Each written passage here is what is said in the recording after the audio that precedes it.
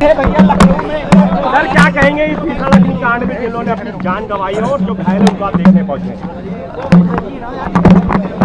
बहुत दुखद है, बहुत दुखद है। और दुखों में अपने बेटे का, परिवार का खोने का दुख सबसे बड़ा दुख होता है। दुखों में भी सबसे बड़ा दुख इस बात का होता है कि आप अपने परिवार के बेटे को, परिवार के सदस्य को खो दें। और अगर सुरक्षा को लेकर के, अगर सुरक्षा नियमों का पालन हुआ होता तो इतना बड़ा हादसा नहीं होता। सुरक्षा नियमों के पालन न होने की वजह से इतने बड़े लोगों की जान चली गई। और कुछ लोग अपने व्यक्तिगत और अहंकार में किसी की सुनना भी नहीं चाहते हैं। और सच्चाई तो यह है कि जो परिवार वाले होते हैं वो अपने परिवार के सदस्यों के खोने का दुख समझते हैं। ये दुखद घटना हुई है और परिवार के लोगों की मदद हो इनकी। अभी जिस नौजवान से मैं मिल के आया हूँ वो वही नौजवान है जो वीडियो में हमने आपने देखा कि वो खिड़की से कूद गया। उसके चोटें हैं, स्पाइन में है, वो जॉब करता था। उसके परिवार के लोगों ने कहा कि अभी तो बहुत दिन इलाज चलेगा, उसकी माँ नहीं है और परिवार का कौन देखभाल करेगा। उस परिवार में अकेला कमाने वाला था। अगर सरकार नहीं मदद करेगी तो कौन मदद करेगा? ऐसी घटनाओं में सरकार की जिम्मेदारी बनती है कि पूरी मदद करें। हमारी मांग है कि जो व्यक्ति 50,000 की नौकरी में काम करता था, जब तक वो स्वस्थ नहीं होता है, दोबारा नौकरी के लिए नहीं पहुंचता है, तो जो उसे वेतन मिलता था वो तो मिले ही मिले। और इलाज को लेकर के भी पूरा इंतज़ाम सरकार को करना चाहिए। और जो मरने वाले जो बच्चे हैं, सरकार पे तो कौन कमी है खजाने की? सरकार को बड़ी मदद करनी चाहिए। और अगर सरकार 1 करोड़ भी मदद करती है, क्योंकि नई उम्र के नौजवान थे, 21, 22, 23, 24, 25 साल के थे, उनका भविष्य बनता, वो कल कुछ बन कर के दिखाते। वो अपनी मेहनत से कुछ न कुछ कर रहे थे वहाँ, उन्होंने जान खोई। उनकी मदद होनी चाहिए। कम से कम सरकार को 1 करोड़ रुपए की उन परिवारों की मदद होनी चाहिए जिन्होंने की जान गई है। सर एसआईटी बनाई गई है, एसआईटी जांच कर रही है और बड़ी कार्रवाई की बात कर रही है कि छोड़ा नहीं। हमने और आपने 10 साल से देखा है एसआईटी बनाने का काम। हर घटना में एसआईटी बनती है और लगता तो ऐसा है कि कोई सरकार नहीं है। और सरकार है तो सरकार नियमों का पालन क्यों नहीं कराती है? और इस सरकार में जो नक्शे पास हुए होंगे, जो एनओसी मिले होंगे, फायर एनओसी तब मिलेगा तब जाकर के नक्शा पास होगा। लेकिन कौन लोग थे जो फायर एनओसी के लिए अपनी जेब भरते थे और जेब का खजाना कहां तक लेकर के जाते थे? लगता तो ये कि 10 साल से कोई सरकार ही नहीं थी। और जब भ्रष्टाचार हावी हो जाएगा मानकों पर तो क्या फैसला होगा? इस सरकार में भ्रष्टाचार हावी हो गया है मानकों पर। इसकी वजह से भ्रष्टाचार चरम सीमा पर है।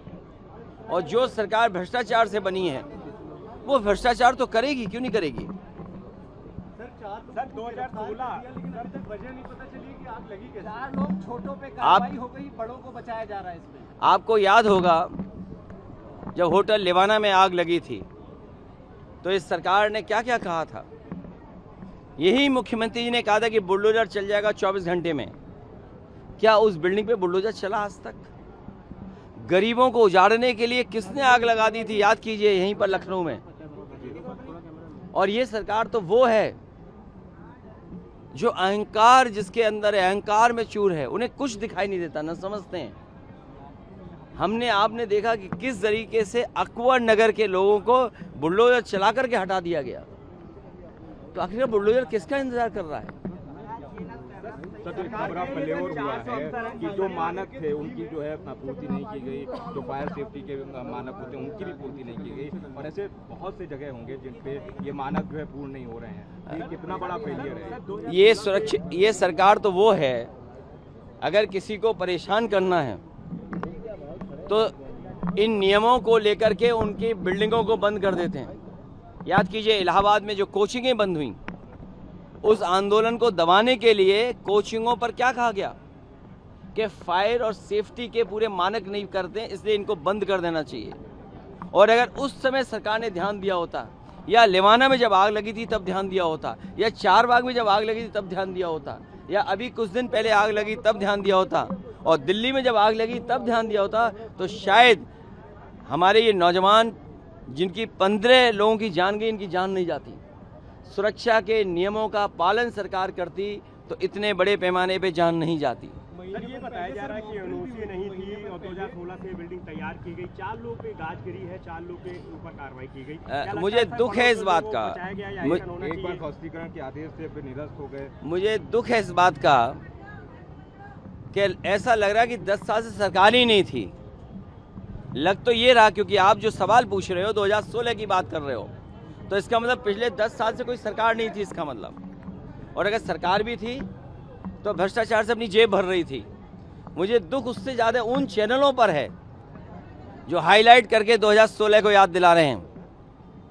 कम से कम उन चैनलों को इस तरह का काम नहीं करना चाहिए। अपनी जेब भरने के लिए खराब न्यूज़ नहीं चलानी चाहिए, गलत न्यूज़ नहीं चलानी चाहिए। अगर आपके चैनल इस बात के लिए हैं कि आप सरकार को खुश करेंगे, और हम लोगों ने तो वो भी देखा कि मुख्यमंत्री जी बीजेपी की कार्यकर्ता जब महिला अपने दुख बता रही थी, वो महिला जब अपना दुख बताना चाहती थी कि हम बीजेपी के बहुत समर्थक हैं, बीजेपी के कट्टर समर्थक हैं, मेरे घर परिवार के बेटे के साथ ये हादसा हो गया, जान चली गई, तो याद है क्या मुख्यमंत्री जी कह रहे थे कि भाषण मत दो, और पता नहीं उसके बाद क्या कहा होगा, चैनल ने म्यूट कर दिया। बताओ, चैनल म्यूट कर दे रहे हैं, इसका मतलब और कुछ क्या कहा गया होगा तो कोई नहीं जानता है। सर, मुख्यमंत्री जी ने कहा कि ये बड़ी घटना थी, इस पर हम कार्रवाई भी कर रहे हैं, लेकिन 4 अफसर जो निचले स्तर के, उनके ऊपर एक्शन हुआ। देखिए, जिम्मेदारी पे कार्रवाई होनी चाहिए। ये जो घटना है, जिम्मेदारी बड़े अधिकारियों की बनती है, और बड़े अधिकारियों क्यों बचा रहे हैं? देखिए, बड़े अधिकारी बड़े होशियार होते हैं, वो सीधे घटना में मुख्यमंत्री जी को ले आए। अब मुख्यमंत्री जी फेस बन गए। जिन अधिकारियों की वजह से ये घटना हुई वो मुख्यमंत्री जी को सामने आगे कर दिए। अब मुख्यमंत्री जी को जवाब देना पड़ेगा।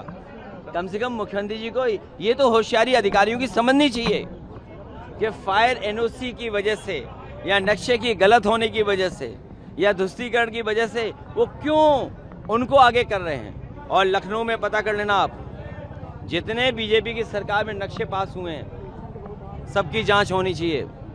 फायर एनओसी जहां पर हुआ उसकी भी जांच होनी चाहिए। सर, अयोध्या राम मंदिर ट्रस्ट मामले में एसआईटी ने अपनी जांच सौंप दी है, सर उसे लेके क्या कहेंगे? प्रदेश में सही है, उन पर भी छापेमारी नहीं, अब ये सरकार, क्योंकि सरकार भ्रष्टाचार से बनी है तो भ्रष्टाचार तो करेंगे करेंगे। और दूसरा, क्योंकि अब इस छापेमारी में इसके बहाने जेब भरने का और मौका मिल जाएगा। चेहरा छूट जाएगा। एनओसी पाने के लिए आप पता करना, एनओसी पाने के लिए क्या नहीं करना पड़ता है। नक्शे तब बनता है जब पहले एनओसी मिल जाता है, और कितने साल के लिए एनओसी मिलता है वो भी एक प्रोसीजर है। तो आखिर कौन लोग हैं जो एनओसी के लिए अपनी जेब भर रहे थे? ये बीजेपी की सरकार में केवल जेब भरना का काम है। सर, अयोध्या राम मंदिर मामले में एसआईटी ने अपनी जांच सौंप दी है, आप किस तरह देखते हैं, क्या कहेंगे? उसमें ये सिंधी समाज की वो चांदी की शिला का हिसाब किताब है कि नहीं है? अभी तो एक परत और निकल आई कि चांदी की शिला गायब हो गई, हीरे जवाहरात गायब हैं, सोने की ईंट गायब है, न जाने क्या क्या गायब है। एक सवाल है सर, में जानकारी मिली है कि सभी को दोषी माना गया है इसमें। कल रोड शो करने ये विषय अभी का नहीं है, ये विषय अभी केवल 15 बच्चों की जान का है। अगर उस पे सवाल पूछोगे तो हम दोबारा मिलेंगे, कहीं मुलाकात होगी तो बात करेंगे उस पर भी। एक सर सवाल है, कल बंगलौर एसआईटी के पहले शब्द का नाम तो हम बता दें, शेयर। बाकी आई और टी का कल बताएंगे। जब तक शेयरिंग नहीं होगी, जब शेयरिंग हो जाएगी तो क्या एसआईटी होगी? सर, बंगलौर में इन्वेस्टेड एसआईटी शेयर, जब शेयर बराबर बढ़ जाएगा तो फिर क्या एसआईटी है? कल बंगलौर में इन्वेस्टेड रोड शो करने के लिए जो है मुख्यमंत्री जा रहे हैं।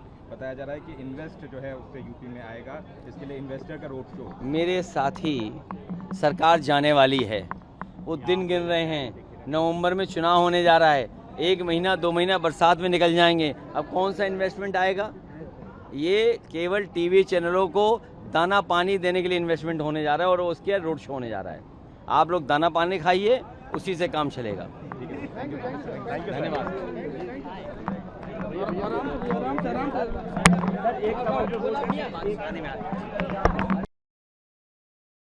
राजनीति हो या क्रिकेट, देश विदेश की ब्रेकिंग हो या आपके मोहल्ले की बड़ी खबर, सब मिलेगा एक ही ऐप में, सबसे तेज और भरोसेमंद। अभी डाउनलोड करें दैनिक भास्कर डिजिटल।